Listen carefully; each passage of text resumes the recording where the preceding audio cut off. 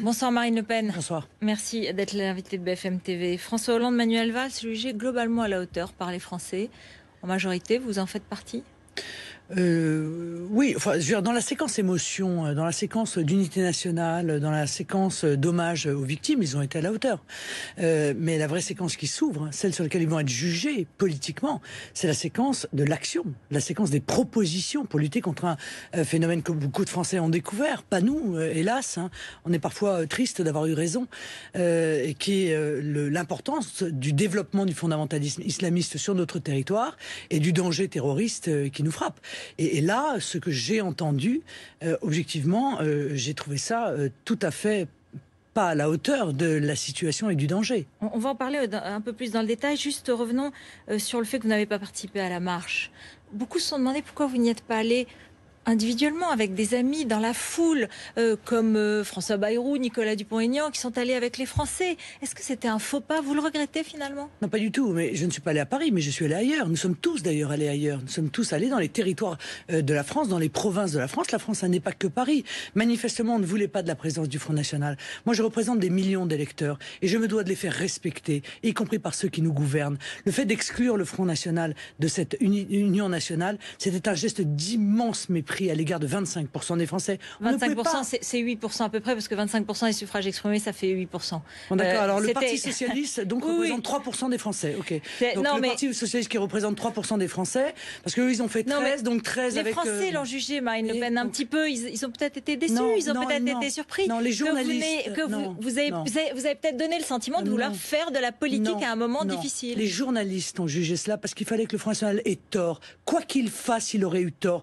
Nous serions allés, on nous aurait accusés de récupération. Nous n'y allons pas, on nous traite, on nous accuse de froideur. Il fallait qu'on ait tort. Et vous savez pourquoi, Madame Elkrieff ? Parce que ce qui est très malheureux dans cette affaire, c'est que dès les premières heures de ce drame, la seule question que se posaient certains, c'était comment empêcher que le Front National profite, entre guillemets, de cette situation. C'est de la basse politique, ça. C'est catastrophique, mais c'est la situation de notre classe politique. Voilà. Moi, j'étais au milieu des Français. J'ai participé à cet hommage. J'ai participé à ce recueillement. Maintenant, nous sommes à un moment où les Français attendent des réponses d'abord aux questionnements nombreux qu'ont posé la multiplication de ces attentats, car il n'y a pas eu que cela. Il y a eu Kouachi, il y a eu Koulibaly, il y a eu Merah, il y a eu Bégal, il y a eu Nemouche.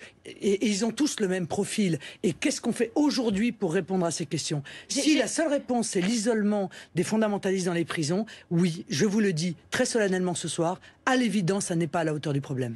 Avant qu'on commence sur les réponses, je voudrais juste vous poser la question, parce que c'est une surprise. Vous avez entendu parler comme moi de cette interview qu'a accordée Jean-Marie Le Pen à un journal russe.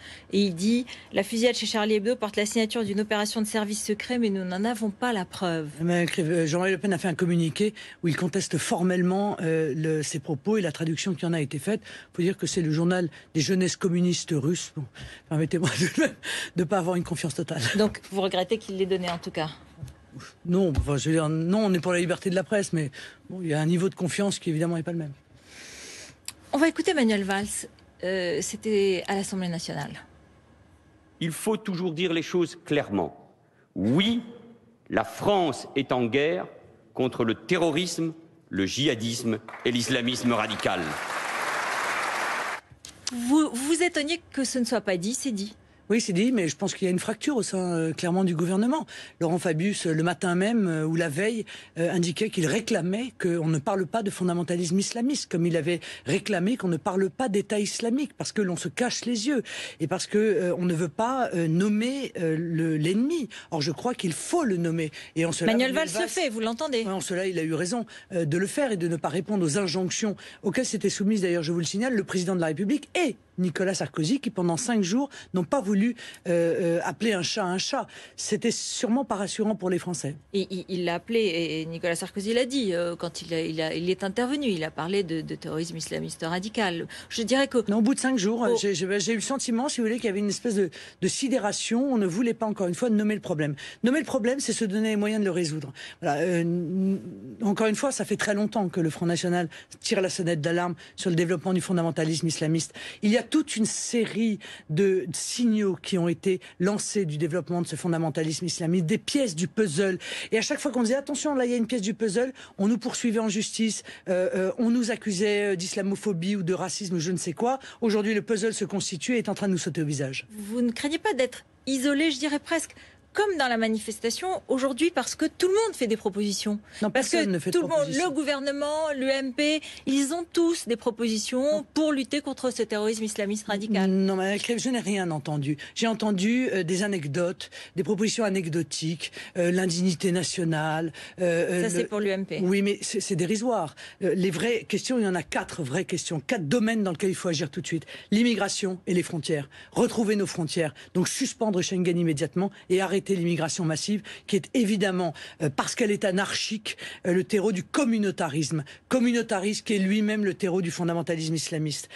Lutter contre le fondamentalisme et rétablir la laïcité. On a tout abandonné depuis des années. On a fermé les yeux. On a fait preuve de lâcheté et d'aveuglement alors que ça se déroulait sous nos yeux. Et la prise de conscience, elle n'est pas là aujourd'hui. Vous n'avez pas le sentiment qu'il y a un sursaut, une prise de conscience précisément sur ces questions, peut-être de la laïcité. Schengen, en un mot.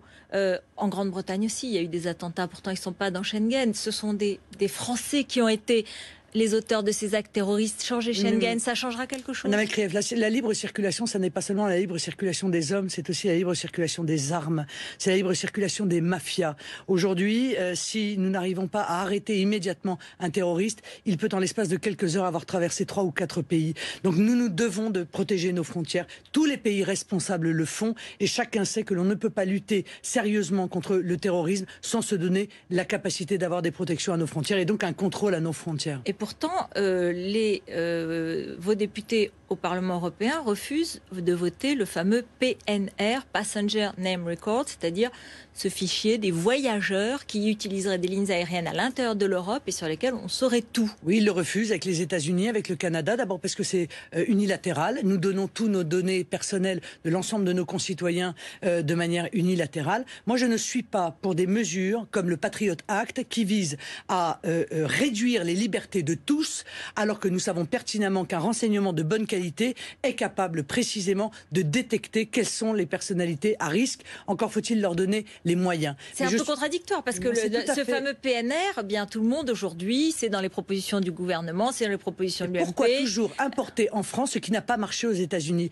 Aux États-Unis, ils ont fait le Patriot Act. On a vu ce qu'ils en ont fait. Là, je parle du Passenger Name Record, des fichiers, les informations sur les passagers. Là, en l'occurrence, il y a eu la femme de Koulibaly qui est partie à Istanbul, par Madrid. Si on avait eu peut-être des informations, on aurait pu peut-être la repérer. Non, mais la vraie question, c'est d'abord les accords bilatéraux entre les pays en matière de coopération policière peuvent parfaitement être mis en œuvre sans que l'on donne l'intégralité de nos fichiers qui, encore une fois, nuit à la liberté individuelle de chacun. Ça, c'est une première chose. Deuxièmement, la vraie question, c'est qui sont nos alliés? Car croyez-vous sincèrement que la Turquie, il n'y a pas d'autre problème que celui d'un fichier que l'on partagerait avec la Turquie? Ne croyez-vous pas que la Turquie a un comportement extrêmement ambigu à l'égard du fondamentalisme islamiste? C'est évidemment le cas, mais là, ça n'est même pas ambigu. C'est évident de la part du Qatar et de l'Arabie Saoudite. Or, nous les maintenons comme des alliés, avec évidemment le risque à nouveau d'une malhonnêteté de leur part, c'est-à-dire d'un double jeu qui est évident aux yeux de toutes les capitales du monde, sauf peut-être dans l'esprit de Laurent Fabius et de Nicolas Sarkozy. Qu'est-ce que vous proposez concrètement avec ces pays-là? Rompre toutes les relations diplomatiques, économiques, militaires, c'est ça? Je pense que la rupture des relations diplomatiques est le dernier stade, mais qu'il faut d'abord rompre tous les investissements de ces pays sur notre territoire. Je vous rappelle que le Qatar voulait investir dans nos banlieues. J'avais dit à l'époque, écoutez, ça n'est pas évidemment pour améliorer la situation de ceux qui y vivent. C'est évidemment pour développer le fondamentalisme islamiste, parce qu'ils le soutiennent, parce qu'ils sont porteurs de cette idéologie. Or, nous avons tout ouvert, y compris nos entreprises stratégiques au Qatar, et Nicolas Sarkozy va faire des conférences à 100 000 euros dans ces pays. Ça n'est pas admissible. Nous continuons à leur vendre des armes. Ces armes, nous allons les retrouver entre les mains de nos ennemis, et ces armes, elles serviront à faire des victimes sur notre territoire. Est-ce qu'on va arrêter cette hypocrisie, ou est-ce qu'on continue pour des raisons, je ne sais pas, d'espérance, de contrat économique? Moi, je crois qu'il y a véritablement un choix à faire. Les écoles, on a vu, tout le monde n'a pas participé à la minute de silence. Qu'est-ce que vous proposez pour que cela change? Moi, je pense qu'il faut qu'il qu'il y ait systématiquement la convocation des parents, des élèves, chez qui on détecte des traces de fondamentalisme islamiste. Car il n'y a pas que cela. Il y a aussi toute une série d'exigences, le refus de serrer les mains aux filles, etc. Il y a des éléments qui sont très très symboliques, très révélateurs. Il faut une convocation des parents. Et si l'on voit que cette situation perdure, il faut faire un signalement au parquet. Voilà, c'est important que nous sachions exactement où on en est. On a encore une fois le sentiment que le premier réflexe de Najat Vallaud-Belkacem a été de tenter de minimiser ces faits. Moi, je ne veux plus voir dans mon pays une enseignante obligée de témoigner sur une télévision comme la vôtre en cachant son visage et en modifiant sa voix de peur de subir des représailles lorsqu'elle retournera dans sa classe. Christiane Taubira, à l'instant, annonce qu'elle voudrait renforcer les sanctions contre le racisme et l'antisémitisme. Oui, d'accord, mais Madame Taubira ne voit que par un certain prisme. Le débat est bien plus profond et grave que celui-là. Il nécessite la prise en considération de mesures qui sont extrêmement importantes et qui passent encore une fois par la maîtrise de l'immigration, par les frontières, par la mise à plat de l'école, par la tolérance zéro en matière d'affaiblissement de la laïcité, la tolérance zéro en matière de communautarisme. Et la première chose, c'est d'arrêter de parler de communauté. Il n'y a pas de communauté en France. Voilà, il y a des citoyens, il n'y a pas de communauté. Et je me souviens très bien l'époque où Nicolas Sarkozy avait demandé à Simone Veil de faire une mission pour inscrire le communautarisme dans la Constitution française. Et Simone Veil a été particulièrement sage. Elle a refusé cette mission et elle avait raison, car si l'on fait cela, eh bien on abandonne ce qu'est la France. Les terroristes veulent nous faire tomber dans le piège des divisions entre Français, entre religieux, entre communautés. Quand vous entendez Aymeric Chauprade, c'est un de vos proches. Il dit « Ce qui frappe la France aujourd'hui porte un nom, c'est le résultat de causes identifiables. La France est en guerre avec des musulmans. Elle n'est pas en guerre avec les musulmans, mais avec des musulmans. Une cinquième colonne puissante vit chez nous et à tout moment peut se retourner contre nous en cas de confrontation générale. » Est-ce qu'il n'y a pas un risque dans ces mots-là? D'abord, Aymeric Chauprade n'est pas un proche. C'est un des 24 députés qui a été élu au Front National. Il est géopoliticien. Il a une vision d'analyse de la situation. Moi, je suis la responsable du Front National. Et je suis parfaitement consciente. Et je suis parfaitement consciente du danger de division dans le pays. Je crois donc qu'il faut mettre en œuvre toutes ces procédures. Il faut qu'elles soient concrètes. Il faut créer, par exemple, une brigade d'intervention et confier cela à la gendarmerie pour aller désarmer les banlieues. Car je suis absolument convaincu que, évidemment, l'immense majorité des Français craignent le fondamentalisme islamiste et que beaucoup de Français musulmans le craignent aussi. J'ai entendu, moi, les témoignages de Français musulmans qui disaient « Moi, je viens pas manifester parce qu'après, j'ai peur des représailles une fois de plus quand je retourne dans mon quartier. » C'est parce que l'on a abandonné ces quartiers à la loi des fondamentalistes. L'État, ces zones de non-droit dont on a beaucoup parlé, elles sont la conséquence d'erreurs politiques, de lâcheté politique. Je veux dire, on va pas nous refaire le coup de ni responsable ni coupable quand même. Marine Le Pen, on entend, vous dites « Je suis conscient des divisions, des risques de division ». Est-ce que toutes vos troupes, est-ce que tous vos électeurs, est-ce que tous vos militants sont aussi conscients? Il y a 50 actes anti-musulmans recensés par le CFCM. Est-ce que cela vous inquiète et est-ce que vous vous dites que peut-être certains de vos militants peuvent être tentés par ces excès? Et pourquoi cela serait mes militants qui seraient tentés par ces excès? Au contraire, je crois que le Front National a toujours précisément, et peut-être il a été le seul, fait clairement la différence entre la religion musulmane, la foi, et le fondamentalisme islamiste qui est une idéologie. Voilà. Nous sommes les seuls à avoir regardé les choses en face. Et je crois que les Français musulmans apprécient cela, car précisément, c'est la clarté qui évite la confusion. Donc, je ne vois pas pourquoi nos militants ou nos adhérents se comporteraient ainsi. Je condamne, moi, de la manière la plus formelle, toutes les atteintes aux lieux de culte, quels qu'ils soient.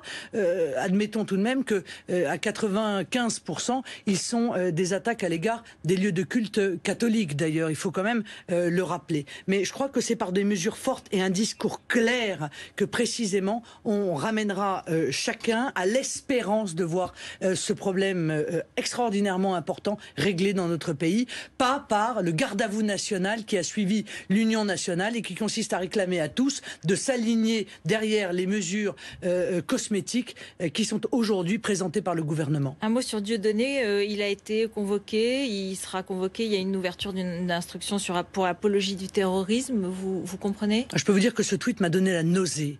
Voilà, la nausée. Je le trouve évidemment scandaleux. Il s'inscrit d'ailleurs, il faut bien le dire, dans l'ensemble des tweets qui ont fleuri sur Internet et qui, avec le hashtag Je suis Kouachi, méritera qu'on les regarde de près parce qu'ils sont aussi une petite pièce du puzzle.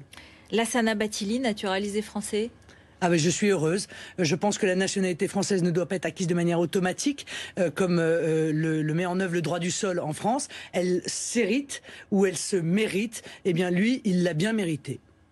Merci Marine Le Pen, merci d'être venue sur le plateau de BFM TV. Restez